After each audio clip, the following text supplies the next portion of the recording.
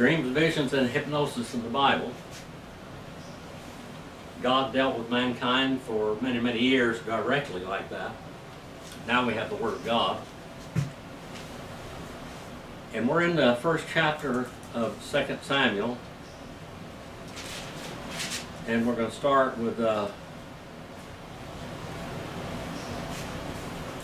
verse number 17. What's happened here is Saul had gone to the witch of Endor.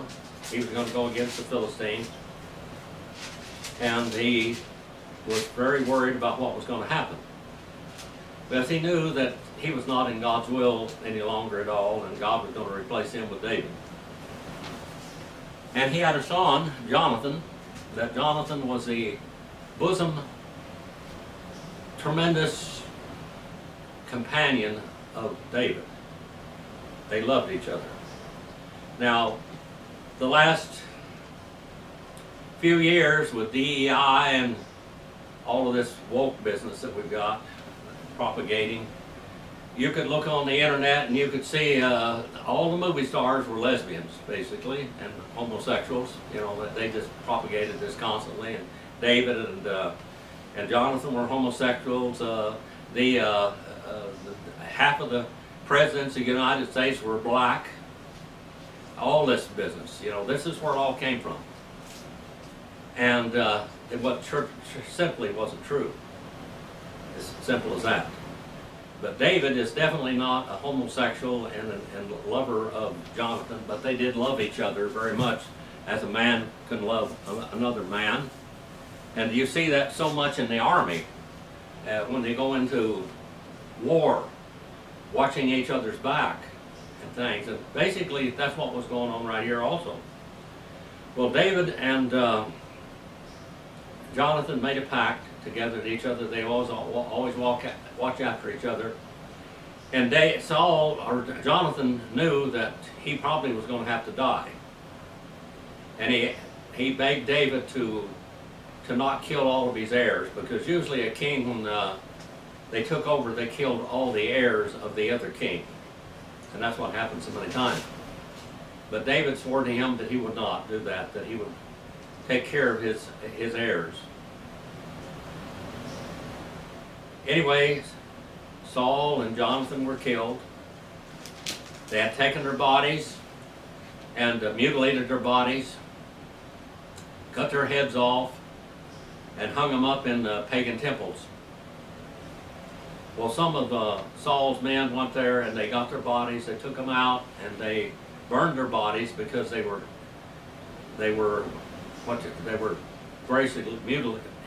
tremendously mutilated. They burned their bodies and they took them and buried their bodies. Today, people talk about cremation so much, whether it's what God wants or what God doesn't want. Some people don't care what God wants, so it doesn't matter. And some people want to be cremated and their ashes just scattered all over, so they can't be, sometimes in the back of their mind, they can't be resurrected by God. But God will resurrect them. I heard Billy Graham here a while back talking about cremation. And that subject here is because of this, why I'm bringing this out. He said he believed that a person should be embalmed and buried because the body is sacred to God. But he said, and he went back here to Saul and this, he said that they were so mutilated that they burned their bodies, and because they were, their hands were cut off, their feet were cut off, their heads were cut off, all of this. They did this to them back then. And you'll find out all over in here that they did this to the enemies. And so they cremated them, but they buried them in a specific place. Bill Graham finally got down to it, and he said, I would rather see people buried traditionally. That's what the Bible talks about. Traditionally buried them. But he said, if you're cremated, you ought to be buried someplace. Your ashes ought to be someplace where you can go and people can honor and worship, or not worship, but honor and pay respects to what's left of you. So the cremation, he said, was, as far as he was concerned, was okay. as long as you didn't scatter the ashes all over the country. And when I hear a year or so ago, when my dad wanted his ashes buried up above Bakersfield, looking down over Bakersfield, and my stepdad that basically raised me, and we buried most of his ashes up there, but I kept some in the ash container, and I buried him here in Fish Lake Valley Cemetery. He ought to be buried someplace so somebody can go and remember him. I'll try to get a headstone for him also. Well, all of this took place, and now David starts to deal with these people. He's starting to take over the kingdom. And before he does that, though, he has absolute, genuine grief because of Saul. He loved Saul, and in spite of Saul trying to kill him, he loved him because he was God's anointed. He said, I'll never raise my hand against God's anointed. If God takes his life by the Philistines, or he dies of natural age, whatever happened to him, I will take over the kingdom then, but I will not take it over by force.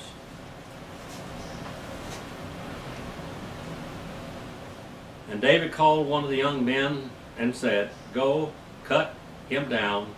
And he struck him, and he died. And what he did is the man that had supposedly killed Saul. And David said to him, your blood is upon your own head, and your mouth is testified against you, and I have killed the Lord.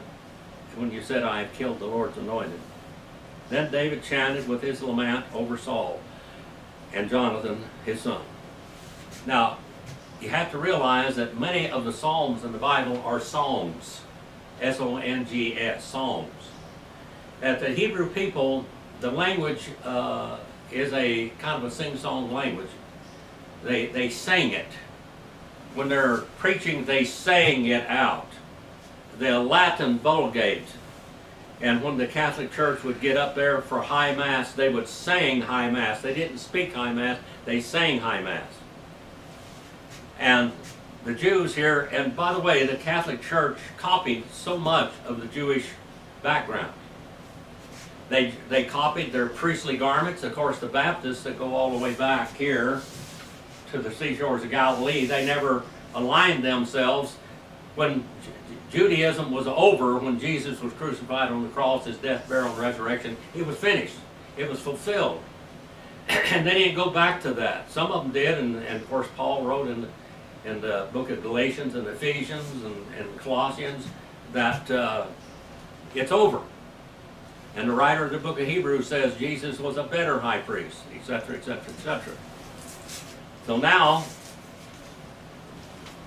we're getting down here to David's grief over Saul. And he begins to write this song. And this song he sang, and they're supposed to sing this song. Your blood is upon your head, and your mouth is testified against you. And David chanted this lament over Saul and Jonathan his son. And he told them to teach the sons of Judah the song of the bow. Behold, it is written in the book of Jasher. The book of Jasher is this book right here. Hostafer Yashur. This is the book of Jasher. It is a history book. The book of Jasher has things in it that the Bible does not have. It's a history book. The Bible tells you what is inspired to write down, and the book of Jasher writes the rest of it. It fills in the spaces, basically. If you want to know the name of Noah's wife, you can find it in here. It tells you that. It tells you who her descendants were, or who her ancestors were. It tells you things like that that you don't. I'm not saying it's inspired, but there are things in the book of Jasher that really are very important. And I think that everybody that really is a Bible student ought to read the book of Jasher. So we get to say a little bit about the book of Jasher also.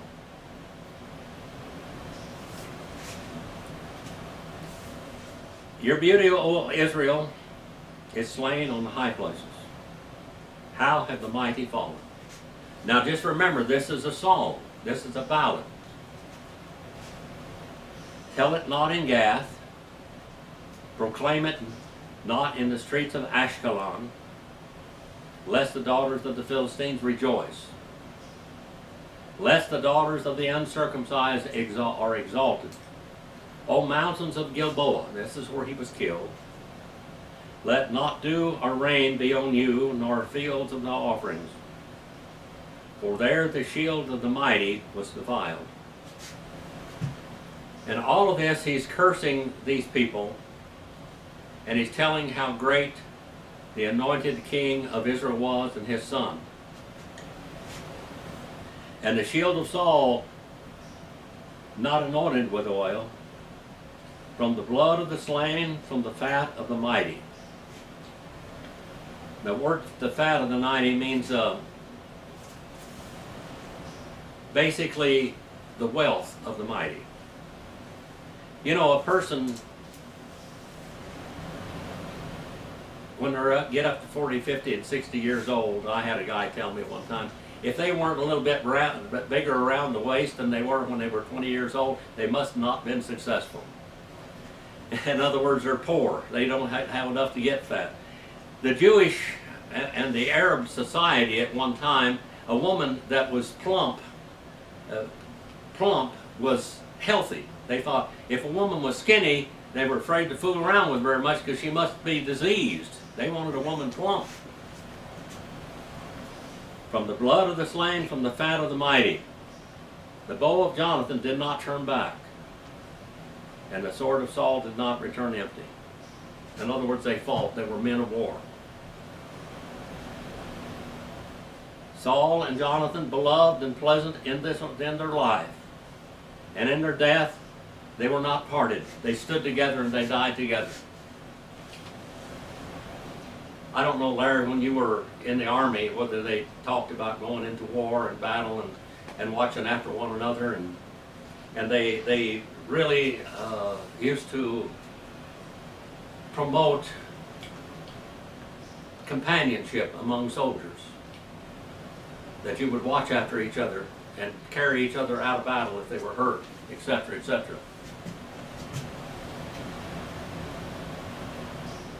Saul and Jonathan, beloved and pleasant in their life, in their death they were not parted. They were swifter than eagles.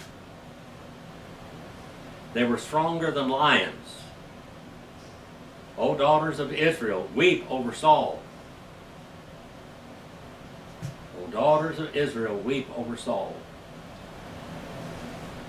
who clothed you luxuriously in scarlet, who put ornaments of gold on your apparel. How have the mighty fallen in the midst of battle? O daughters of Israel, weep over Saul. Weep. Be sorrowful. Now David here, he could have just said, these were bad people, get them out of your mind, erase everything. Remember back in the time of the pharaohs in Egypt, when a new king took over many times, that they had a illustrious king before, they erased their name off of every monument, remember? They tried to erase all their names, but David is not that way. David is really, really downfallen, and he was grieving. Tell them how great of soldiers they were. Now remember Saul too. What does Saul look like? What kind of stature did Saul have? It says that he was head and shoulders above, taller than everybody else. He was a great, powerful man. And remember when God told Samuel to go anoint Saul, he was very bashful. He was a very shy person. He was a humble person. Once he got into power, he changed. And God told Israel that this is what was going to happen when they wanted a king like all the rest of the nations. But David always looked upon Saul as God's anointed, his chosen man.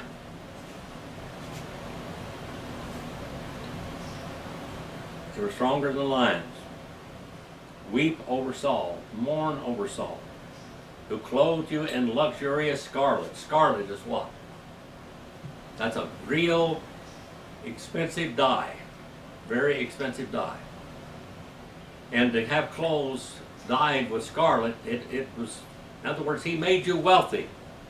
He gave you wealth. Made you affluent. Who put ornaments of gold on your apparel.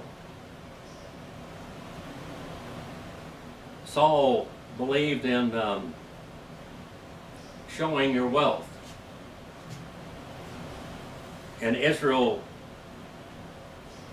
was capable now. Remember before, the Philistines and the Canaanites, whatever, they were always going in and robbing Israel, robbing Israel, robbing Israel. Saul had made Israel safe so that they could keep their wealth, so they could pass it down from generation to generation.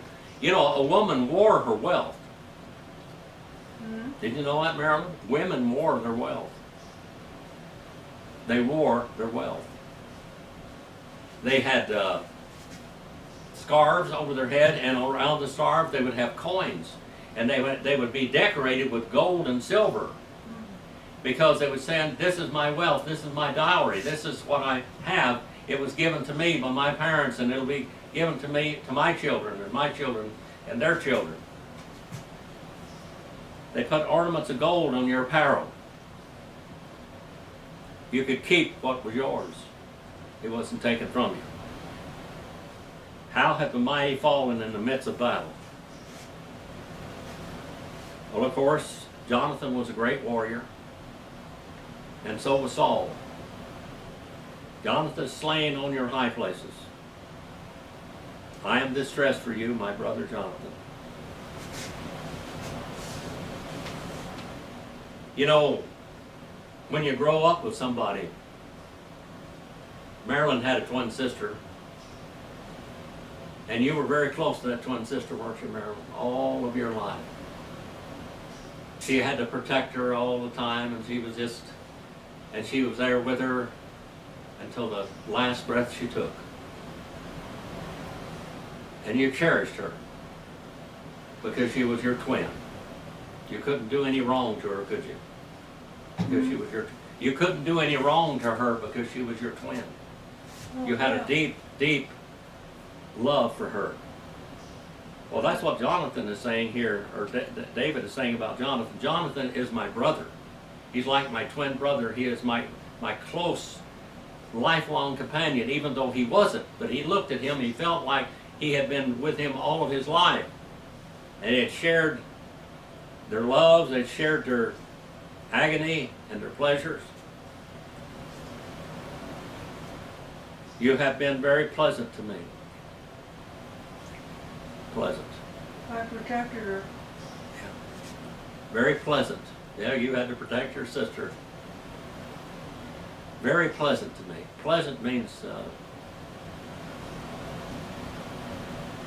to call somebody happiness. Jonathan, you have caused me much happiness. Your love to me was more than wonderful.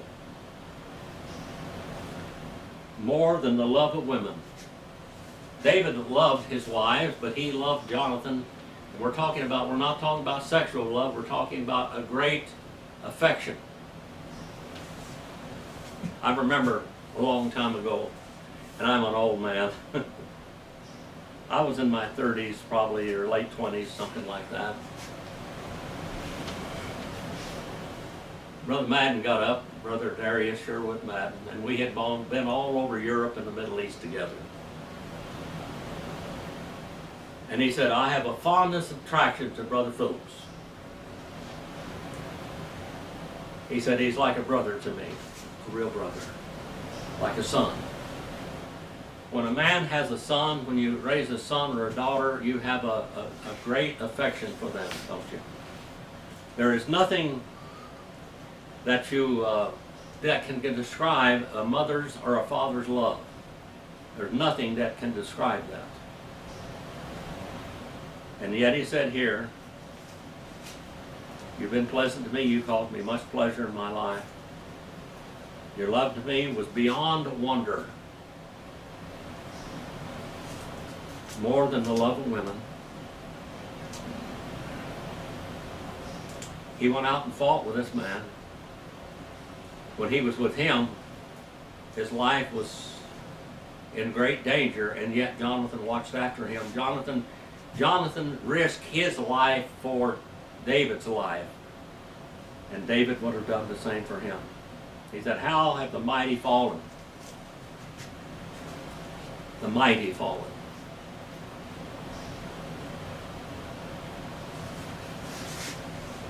The mighty fallen. How have the mighty fallen? Have you ever, just think about history. Think about in history. Many of the great generals in history that have fallen in battle.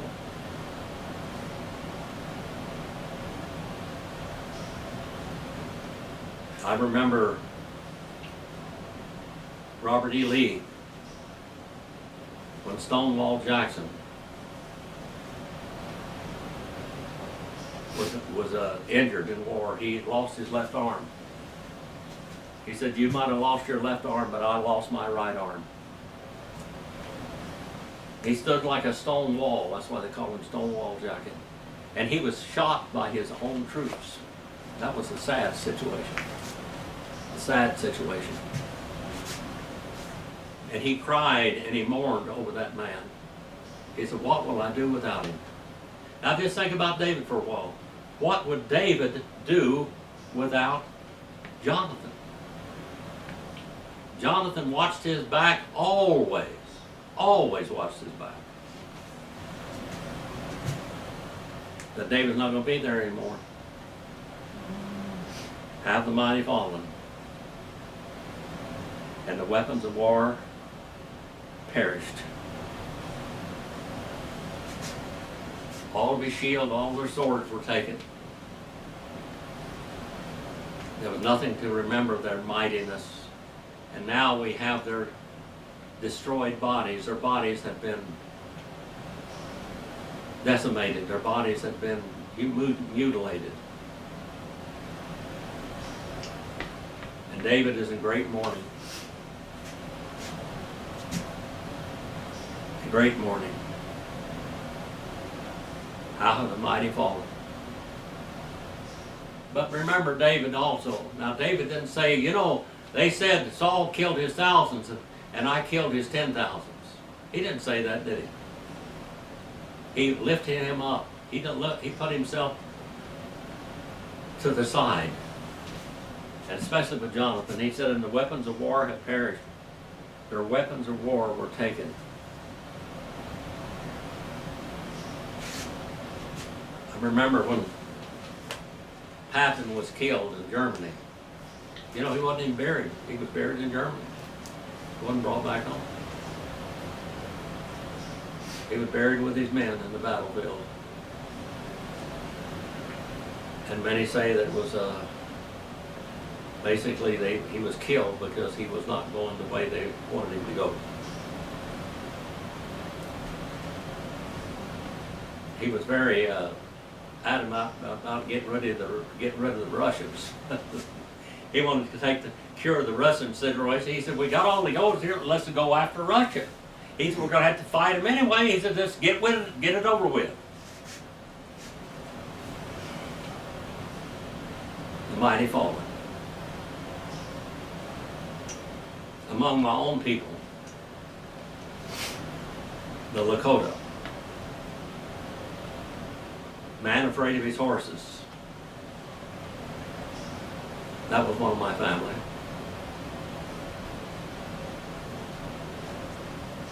One direct link in my family also was Crazy Horse. Crazy Horse never lost a battle. Crazy Horse was never touched in battle. He said he had magic. God protected him.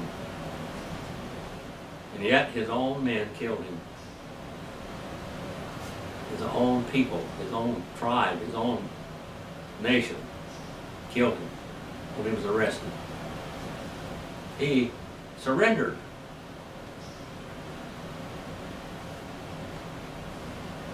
Sitting Bull, all the same. Sitting Bull left and went to Canada. And they kept sending people up there and telling him to come down, come on back, we're going to honor you, come on back, live on your reservation, this and this and this and this and this. Men of great stature. Sitting Bull was a preacher, by the way. He wasn't a what they call a war chief. He was a preacher. He was a spiritual leader. Same thing with the crazy horse. They got him down here. Then we had a guy come out of Nevada that was a liar. He was a great liar. His name was Wavoka. And he went up there and deceived those people. He had some brothers that he raised here, and they told him, he said, you know, John, they said, you know, those Lakota aren't like you spotty body Paiutes. He said, they're warriors. He said, go back here and get them involved in this. He said, there's liable to be a lot of trouble. A lot of people are going to die. Wavoka had got acquainted with Mormonism. And he developed in his scheming, he did all kinds of stuff. We're talking about scheming people and great warriors that died because of things like that. He told them that to prove that he was going to be a prophet, that ice would float down the Truckee River in July the 4th. Well, he had his stepbrothers go out from their ice house and get ice and put it in the top of a tree, and when it would melt, it would drop into the deal that would come out there and go down the river. A charlatan. Well, he went back there. They taught him the ghost dance. You know, the Mormons, they have underwear that's supposed to protect them from all types of bullets and everything. And anyway, he said, you wear these ghost shirts, and he said, bullets will not penetrate them, and you're going to be all right. So they got out there and they did ghost dance. And that's the Wounded Knee. They were doing the ghost dance. Listening to the false prophet. I blame Wavoka more than I do the people. The people just believed. They wanted their land back. They wanted the buffalo to come back. They wanted all this in the resurrection. Geronimo's people. They're at Turkey Creek. The ghost dance again. Deceiving people. And great leaders died. And they mourn for those leaders to this day. They still go to Wounded Knee to the battlefield, what was really not a battlefield. They just shot them down. My great-great uncle and my great-great grandfather went to Black Hills Village there, Sand Creek Massacre, with Yellow Hair, Custer. They got up there and they started shooting into the village like that, and Jesse said, I'm leaving, and Sam Paul said, I'm leaving. And they left. Anyway, Jesse was shot because he was dressed up like an Indian. He was shot because he looked like another Indian, and they were Indians. The great leaders followed. Jonathan was slain on the high places, and Saul was slain on the high places. Saul was not God's choice anymore, but David honored it anyway. He continued to honor him because he was God's choice at one time. He was anointed by the prophet of God. As we look back and we see into history as mighty men of valor have fallen, this is exactly what happened right here. In the 2nd chapter, we go into a different thing there. The mighty have fallen. Our Father, we send this message out for your honor and glory. Please use it wherever it goes. Please build people up in your word. Whether it goes into Europe or India or Korea or China, Australia, New Zealand, even all the way across the country to Pennsylvania and Virginia and wherever it goes.